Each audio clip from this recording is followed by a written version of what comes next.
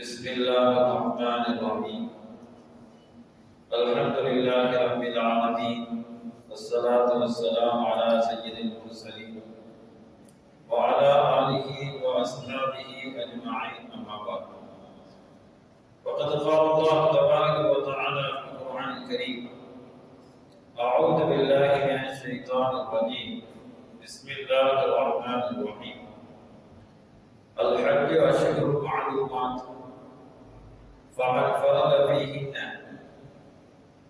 فيهن الحج فلا رفث ولا فسوق ولا جدال في الحج وما تفعلوا من خير يعلمه الله وتزودوا فإن خير الزاد التقوى واتقون يا أولي الألباب صدق الله العليم.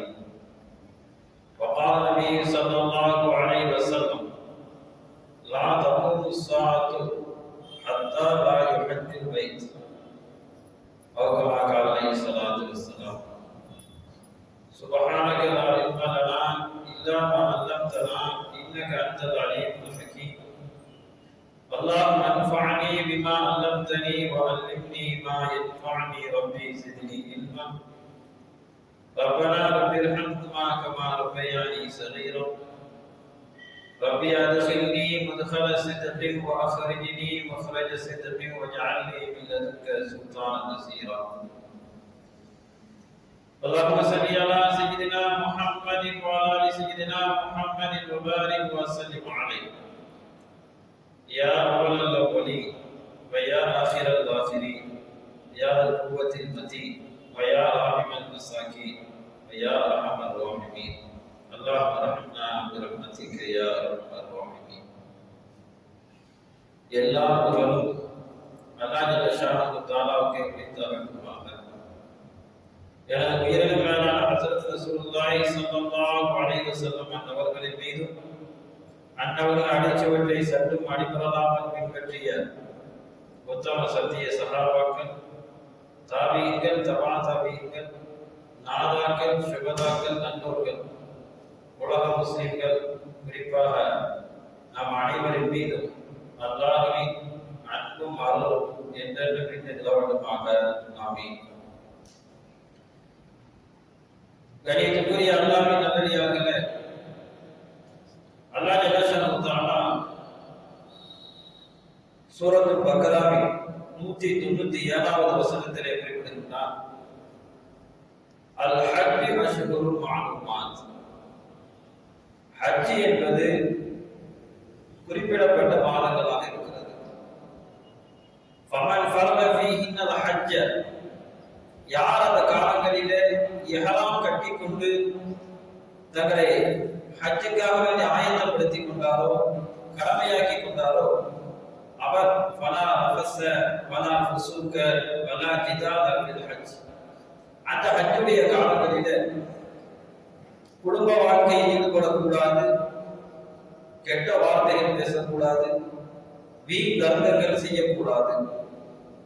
வமா தஃஅலு மின் கைரி யஅலமுல்லாஹ், நீங்கள் செய்யக்கூடிய நன்மையான விஷயங்களை அல்லாஹ் அறிந்தவனாக இருக்கிறான். வதஸவது, நீங்கள் ஹஜ்ஜுக்காக வேண்டி தயாரிப்புகளை செய்து கொள்ளுங்கள். ஃபஇன்ன கைரஸ் ஸாதி தக்வா, நிச்சயமாக தக்குவா என்ற அந்த தயாரிப்பு தான், கட்டு சாதம் தான் மிக சிறந்ததாக இருக்கிறது என்று அல்லாஹ் ஜல்லஷானஹு தஆலா அந்த வசனத்திலே சொல்லி காட்டுகிறார். ஹஜ் பயணம் தொடங்கிவிட்டது. திருக்குர்ஆனை பொறுத்தவரையும் ஹஜ்ஜுடைய மாதங்கள் என்று 3 மாதங்களை குறிப்பிடுகிறது. ஷவ்வால், துல்கஅதா, துல்ஹஜ். இந்த 3 மாதங்களுமே ஹஜ்ஜுடைய மாதங்களாக தான் இருந்து கொண்டிருக்கிறது. ஹஜ் என்பது துல்ஹஜ்ஜிலே 8 முதல் 12 வரையிலான அந்த 5 நாட்களில் நடைபெறக்கூடிய ஒரு வணக்கம் என்றாலும் கூட, ஹஜ்ஜுக்காகவே ஷவ்வால் முதலே இஹ்ராம் கட்டிக் கொள்வதும் அனுமதிக்கப்பட்டிருக்கிறது. அல்லாஹ்வின் பேரருளால், பெரும் கிருபையால் உலகம் முழுவதும் உள்ள மக்கள் சிறப்புக்குரிய கஅபா ஆலயத்தை நோக்கி புறப்பட்டு சென்று கொண்டிருக்கிறார். நம்முடைய இந்திய தலைநகர் டெல்லியில் இருந்து மே மாதம் 9ஆம் தேதி முதல் விமானம் மதீனா தலைநகருக்கு வந்து சேர்ந்து கொண்டிருக்கிறது. சுமார் 300 பயணிகள் அதில் புறப்பட்டு சென்றார்கள். அதே போன்று இந்தியாவில் 10 விமான நிலையங்களிலிருந்து விமானங்கள் புறப்பட இருக்கிறது. இந்த ஆண்டு மட்டும் ஹஜ்ஜுக்கு செல்லக்கூடிய நபர்கள் 1,75,025 நபர்கள் ஹஜ் செல்வதற்காக அனுமதிக்கப்பட்டிருக்கிறார். இதில் 1,40,020 பேர் ஹஜ் கமிட்டி மூலமாகவும் 35,005 பேர் தனியார் ஹஜ் நிறுவனங்கள் மூலமாக பயணமாகி செல்ல இருக்கிறார்.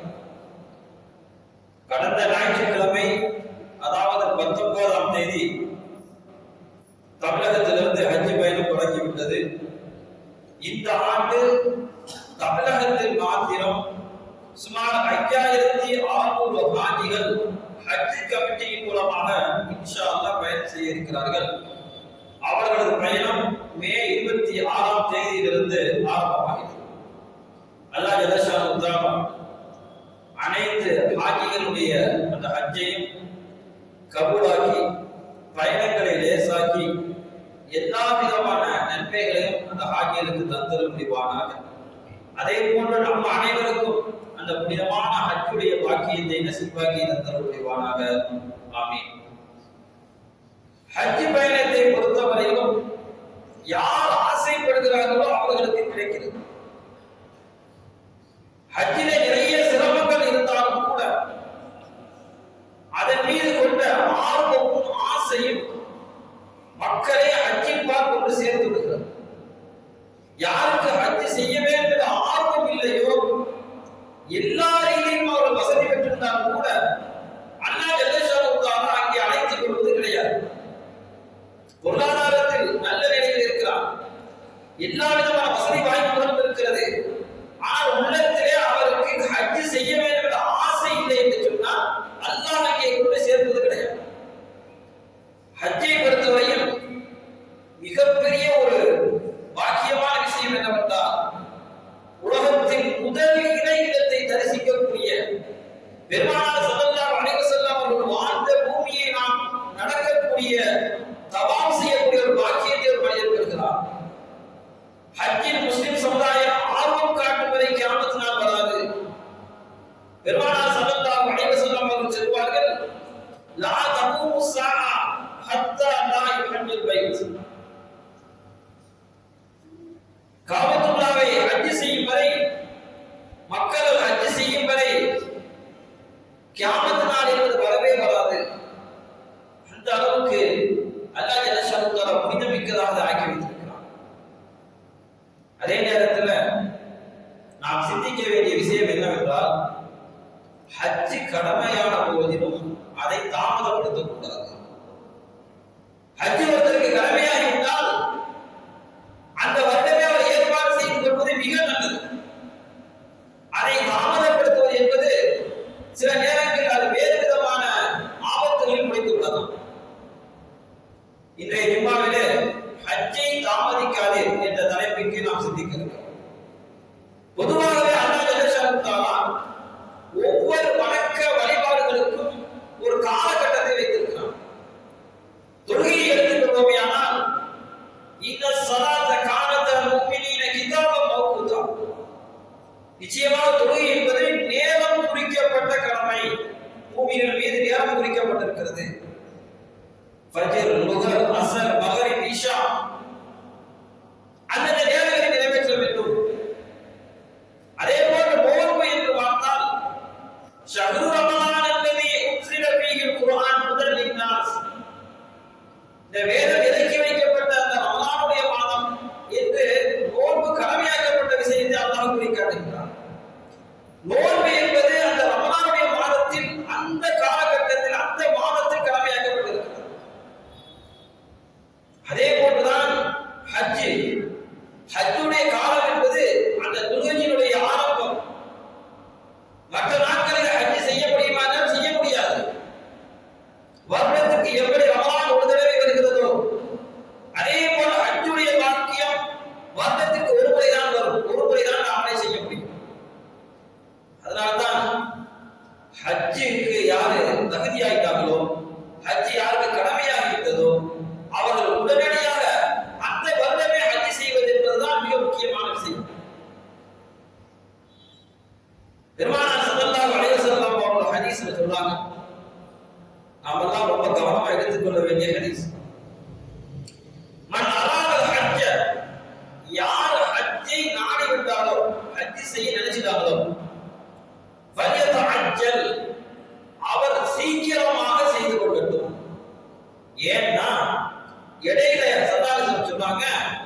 ஏனென்று சொன்னால் எவ்வளவு மறி அவர் சில நேரத்தில் நோய்வாய்ப்பட்டு விடலாம், அல்லது தனும் தான் பயணத்தில் இடையூறு ஏற்பட்டு போய்விடலாம், அல்லது ஒரு தனு ஆஜா இதை தவிர வேற ஏதாவது ஒரு தேவை ஏற்பட்டு போய்விடலாம்.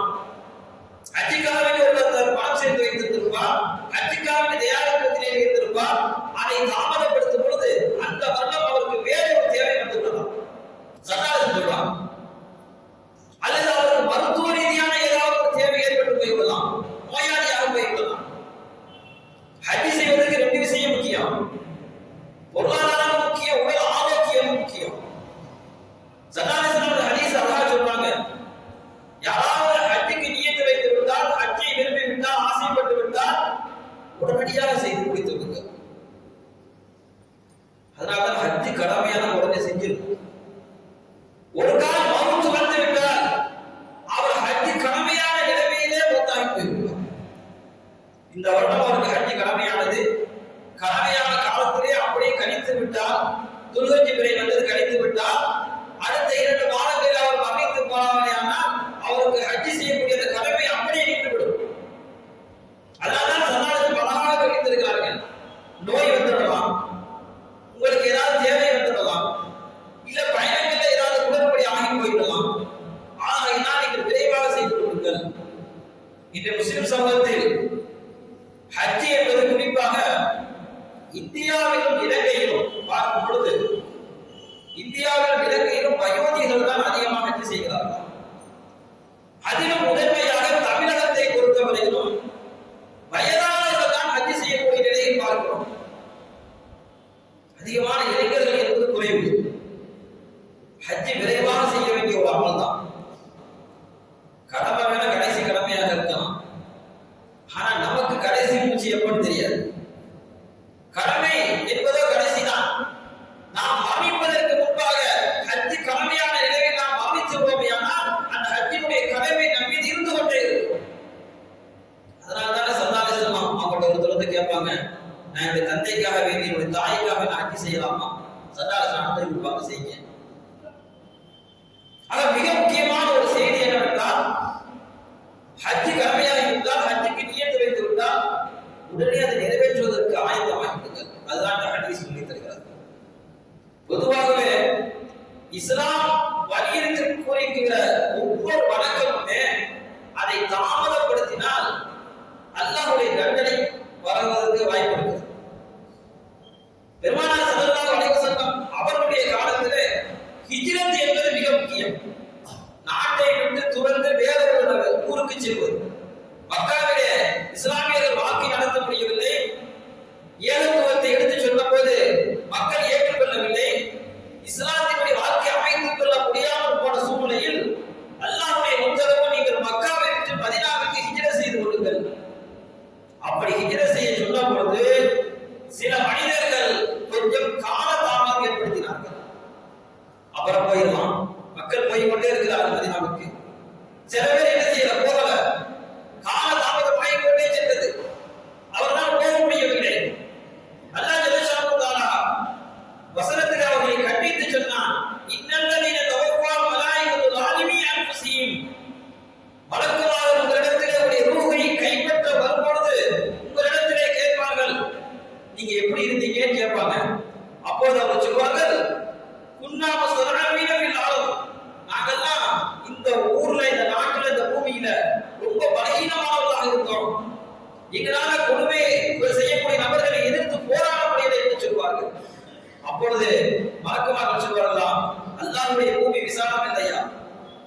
எவ்வளவு விசாலமாக தான் இருக்கிறது, நீங்கள் ஏன் ஹிஜ்ரத்துக்கு செல்லவில்லை என்று கேட்பார்களாம். கேட்டுவிட்டு அவர்களுக்கு நரகம் தான் என்று பதில் சொல்லப்படுகிறது. அல்லாஹ் வசனத்தை சொல்லி காட்டுகிறார். ஹிஜ்ரத் என்ற ஒரு அமல் அதை தாமதப்படுத்தியதன் காரணமாக அல்லாஹ் ஜல்லஷானு தஆலா கடினமான முறையில் வசனத்திலே கண்டிக்கிறான். உங்கள் ஹிஜ்ரத் போக சொல்லியாச்சு, நீங்கள் அதை போகாமல் தாமதப்படுத்தி மௌத் உங்களுக்கு வந்த நேரத்தில் நீங்கள் இப்படி சொன்னால் ஏற்றுக்கொள்ளப்பட மாட்டார். அல்லாஹ் ஜல்லஷானு தஆலா மிகப்பெரிய பாக்கியமாக நமக்கு வழங்கியிருக்கின்றான். நம்முடைய நேரங்கள் மிக மிக முக்கியமான ஒரு விஷயம். நீங்க எதை வேணாலும் திருப்பி கிடைச்சிடும்,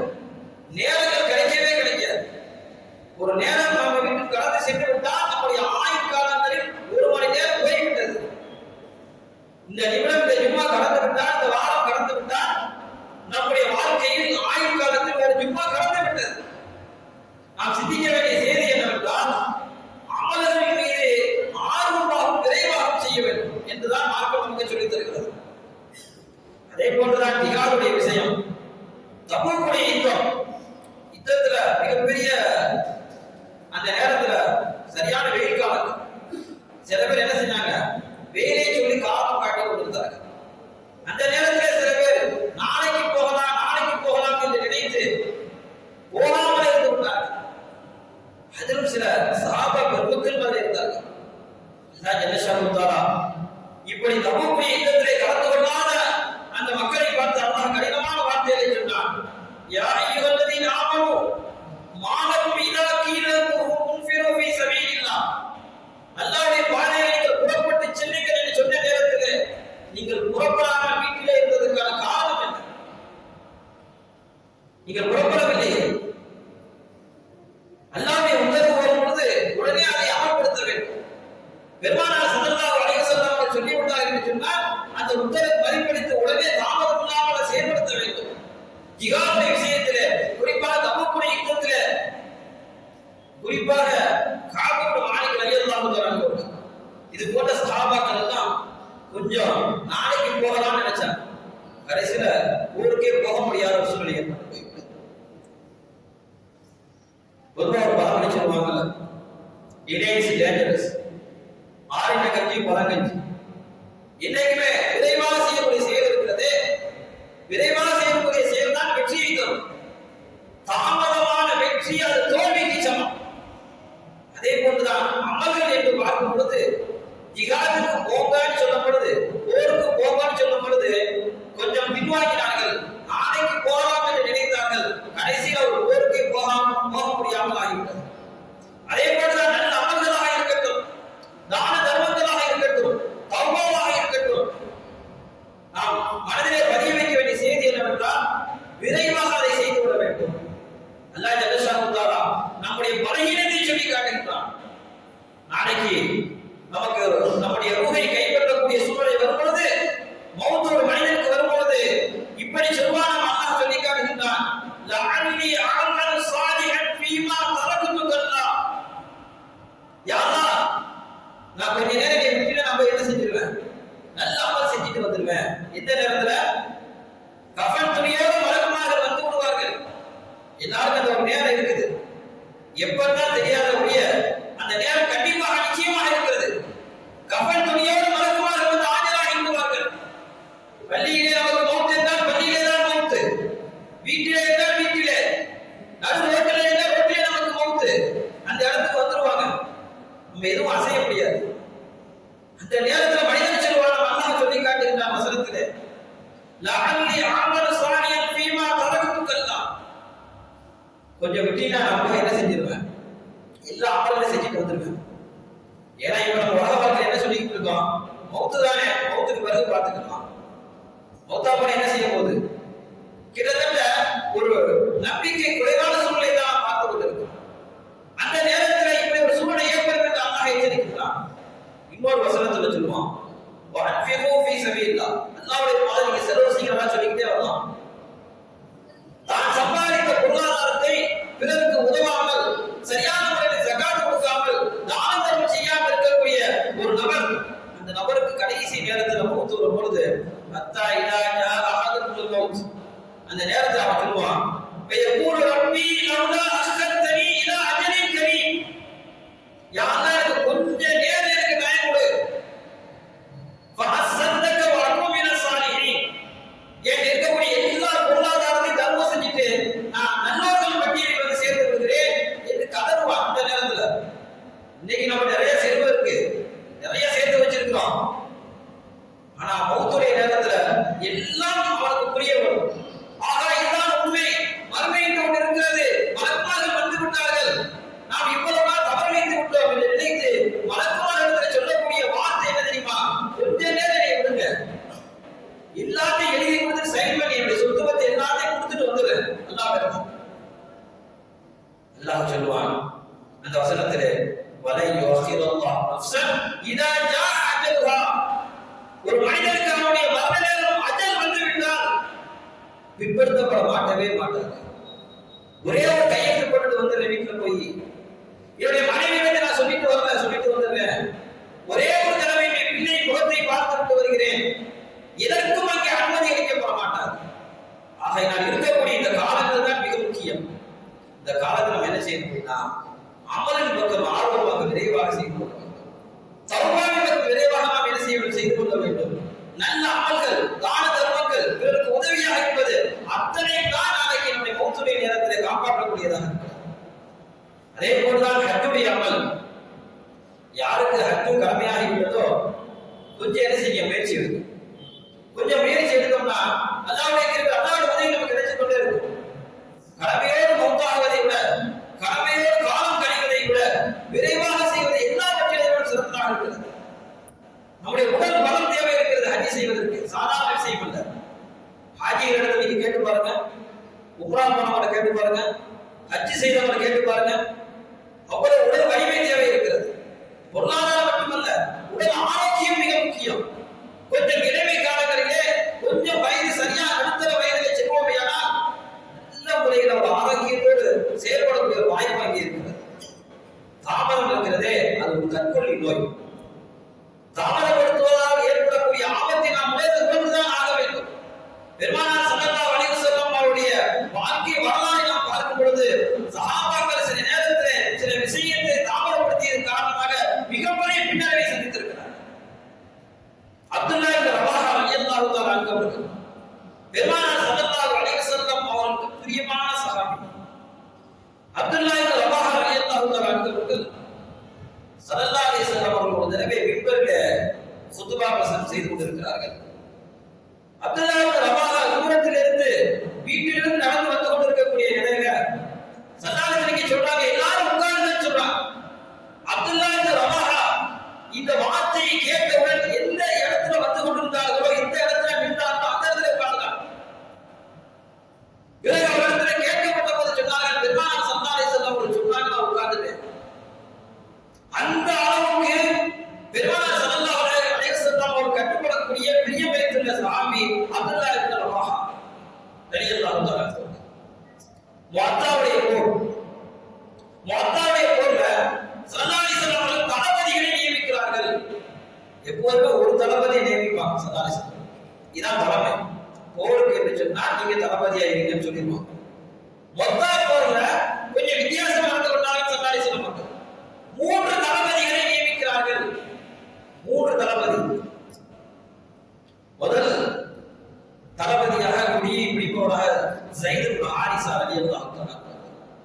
அவர்கள் காயப்பட்டு விட்டால் அடுத்ததாக ஜஅஃபர் இப்னு அபூ தாலிப் ரலியல்லாஹு தஆலா அவர்கள். அவர்கள் காயப்பட்டு விட்டால் அடுத்ததாக அப்துல்லாஹ் இப்னு ரவாஹா ரலியல்லாஹு தஆலா அவர்கள். இப்படி மொத்தமுடைய போரிலே 3 சஹாபிகளை தளபதியாக நியமிக்கிறார்கள். அப்பவே சஹாபாக்களுக்கு இறங்கிச்சு. 3 தளபதி நியமிக்கிறாங்க அப்படின்னா வரிசையா என்ன செய்ய போறாங்க, ஒவ்வொருத்தரும் ஷஹீதாக போறாங்க. ஒருத்தர் போற அடுத்து அந்த அடிப்படையில் பெருமானார் ஸல்லல்லாஹு அலைஹி வஸல்லம் நியமித்து விட்டார்கள். சஹாபாக்கள் விளங்கிக் கொண்டார்கள். அப்துல்லாஹ் இப்னு ரவாஹா ரலியல்லாஹு தஆலா அவர்கள் புரிந்து கொண்டார்கள், இதுதான் நமக்கு கடைசி போர், இதிலே நாம் ஷஹீதாகி விடுவோம். இனிமேல் பெருமானார் ஸல்லல்லாஹு அலைஹி வஸல்லம் அவரை பார்க்கவே முடியாது, அவர்கள் பின்னால் இருந்து தொழுகவே முடியாது என்று நினைத்து கொஞ்சம் அவர்கள் யோசித்தார்கள். அன்றைய தினம் வியாழக்கிழமை மாலை மொத்தா போருக்கு எல்லாரும் புறப்பட்டு சென்று விட்டார்கள். படை புறப்பட்டு விட்டது. அப்துல்லாஹ் இப்னு ரவாஹா ரலியல்லாஹு தஆலா புறப்படவில்லை. ஏனென்றால் அடுத்த நாள் வெள்ளிக்கிழமை வருகிறது. பெருமானார் ஸல்லல்லாஹு அலைஹி வஸல்லம் அவர்களுக்கு பின்னால் ஜும்ஆவை தொழுதுவிட்டு கிளம்பலாம் என்று நினைத்து அவர்கள் புறப்படவில்லை. கொஞ்சம் தாமதப்படுத்தினார்கள். பிறகு மறுநாள் காலை வெள்ளிக்கிழமை வருகிறது.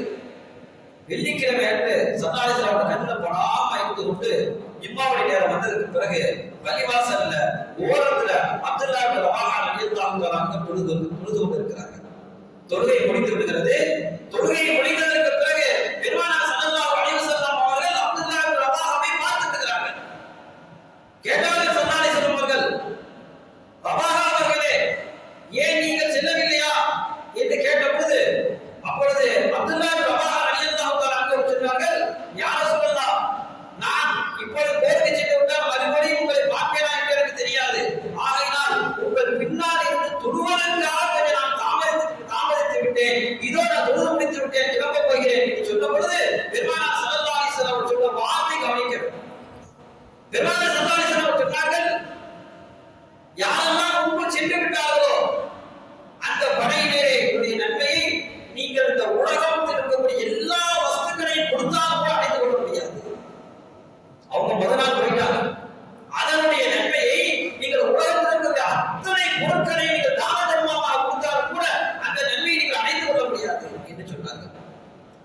இதை கேட்டு அப்துல்லா இப்னு ரவாஹா ரலியல்லாஹு தஆலா சொன்னாங்க, யா ரசூலல்லாஹ், நான் உங்கள் மீது அளவு கடந்த பிரியம் வைத்திருக்கிறேன்.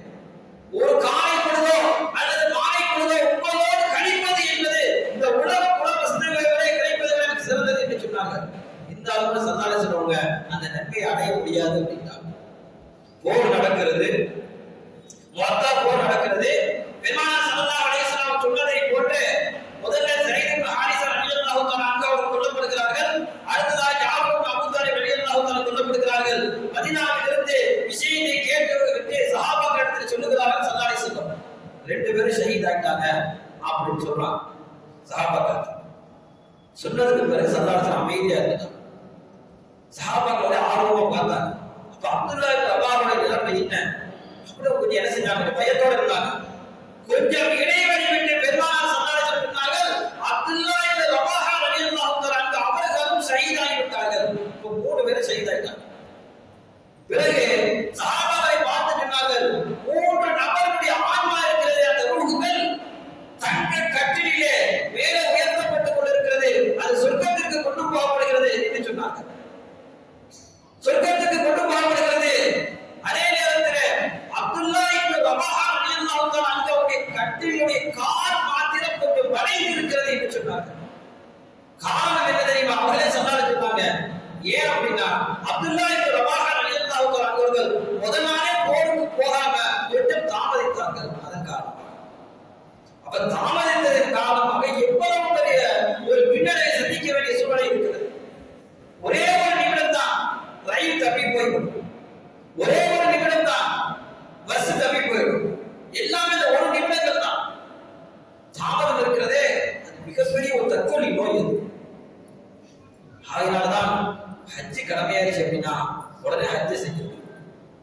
நான் சொல்ல வந்த செய்தி அதுதான். நாம் தாமதப்படுத்திக் கொண்டே இருப்போமே, ஆனால் ஒரு நேரத்தில் அல்லாஹ்வுடைய வேதனைகளை அல்லாஹ் சொல்லி காட்டுகிறார். வஅனீபு இலா ரப்பிக்கும் வஅஸ்லிமு, அல்லாஹ்வின் பக்கம் நீங்கள் மீண்டும் அல்லாஹ்வுக்கு கட்டுப்படுங்கள். இதற்கு முன்னாடி தெரியுமா, உங்களுக்கு வேதனை வருவதற்கு முன்பாக நீங்கள் கட்டுப்பட்டு போய்விடுங்கள். அல்லாஹ்வுடைய வேதனை நம்ம தாங்க முடியாது. அவதான் நம்முடைய ஒவ்வொரு நியத்துகளும் விரைவாக செய்யக்கூடிய நியத்துகளாக இருக்கு. அது எந்த அமலாக இருந்தாலும் சரி, குறிப்பாக அல்லாஹ் பாவ மன்னிப்பு கேட்கக்கூடிய விஷயத்தில் என்ன செய்யணும்? அல்லாஹ் சொல்லிட்டான், வஸாரிஉ இலா மக்ஃபிரத்தின், நீங்கள் விரைவாக அல்லாஹ்வுடைய மக்ஃபிரத்தின் பக்கம் செல்லுங்கள். குர்ஆனின் வசனங்களை பார்த்தீங்கன்னா தெரியும், சில விஷயங்கள் அல்லாஹ் வேகமா பண்ண சொல்றான். ஸ்பீட், வஸாரிஉ வஸாபிரு ஃபஸ்தபிகுல் கைராத், வேகமாக செல்லுங்கள், விரைந்து செல்லுங்கள். சொல்லக்கூடிய நோக்கம் என்னன்னா, இதை நீங்க கொஞ்சம் தாமதப்படுத்திடாதீங்க. அல்லாஹ் மன்னிப்பின் பக்கம் கேட்கும் போது நீங்க தாமதப்படுத்திடாதீங்க. நாளை என்று சொன்னால் கண்டிப்பா அந்த வேலை நடக்காது.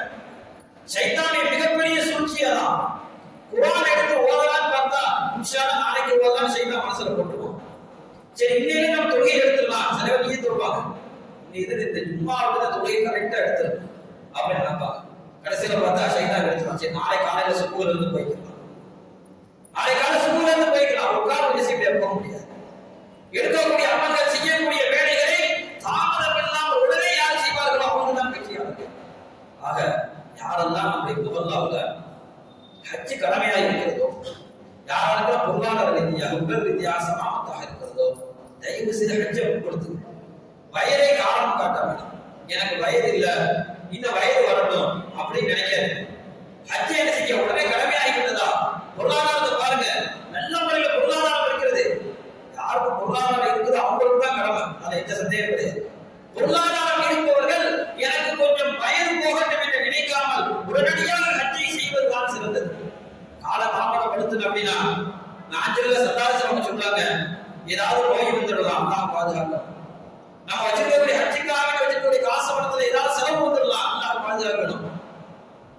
இதையெல்லாம் தாண்டி நம்முடைய தாமதப்படுத்தாமல் விரைவாக செய்வோம்.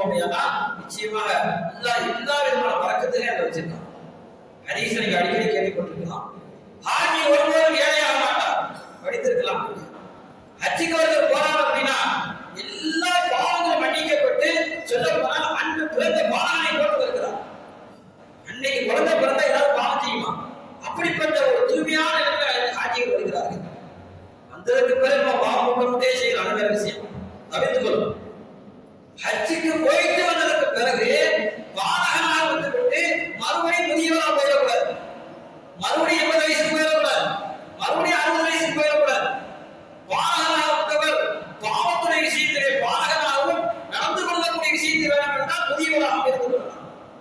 ஆக மிக முக்கியமான செய்தி என்னன்னா, நம்ம பகுதியில் ரொம்ப குறைவாக ஹஜ்ஜுக்கு போறாங்க. நம்ம கேள்விப்பட்ட வகையில நம்ம ஒருத்தவங்க தெரிகிறாங்க, அவங்க நம்ம நகராட்சி தெரிகிறாங்க, மற்ற யாரும் தெரியல. அதனால என்ன செய்யுங்க, ஹஜ்ஜுக்கு நியத்து வைங்க, ஹஜ்ஜுக்கு ஆசைப்படுங்க. காலங்கள் போயிடும், உங்களுடைய வசதி வாய்ப்புகள் என்ன செய்ய, எதிர்காலத்தில் என்ன செய்ய, எப்படி மாறும் சொல்ல முடியாது. ஆகையினால் ஹஜ்ஜை விரைவுபடுத்தி ஹஜ்ஜுக்குரிய எல்லா விதமான நன்மைகளை நாம் அனைவரும் அடைந்து கொள்வதற்கு அல்லாஹ் தௌஃபீக் செய்வானாக. ஆமீன். வாஹிரு தஅவானா அல்ஹம்துலில்லாஹி ரப்பில் ஆலமீன்.